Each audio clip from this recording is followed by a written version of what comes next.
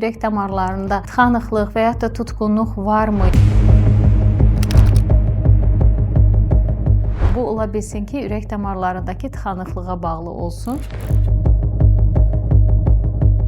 Ekokardioqrafiya müayinəsinə gələn pasientlərimizin əsas gəlmə səbəblərindən biri də ürək damarlarında tıxanıqlıq və ya da tutqunluq varmı, yoxmu sualı olur. Bildirmək istəyirəm ki, ekokardioqrafiya müayinəsi birbaşa olaraq ürək damarlarındakı tıxanma və yaxud da ki, tutqunluq haqqında məlumat vermir. Çünki ürək damarlarının müayinəsi bildiyimiz ən çox adı ilə bilinən anjiyo müayinəsi, yəni koronar damarların koronar angioqrafiya müayinəsi və həmçinin koronar damarların KT müayinəsi vasitəsilə icra olunur. Ekokardioqrafiya müayinəsində isə biz ürək əzələsinin hərəkətində zəifləmə, ürəyin gücündə, yəni ürəyin atım gücündə azalmanı gördükdə ehtimal verə bilərik ki, bu ola bilsin ki, ürək damarlarındakı tıxanıqlığa bağlı olsun. Çünki ekokardioqrafiya müayinəsinin əsasında ürək əzələsinin hərəkəti, ürək boşluqları və onların ölçüləri, ürək qapaqlarındakı struktur, funksional dəyişkənlikləri qiymətləndirmək dayanır. Ona görə də pasientlərin ilkin ürək damarlarımda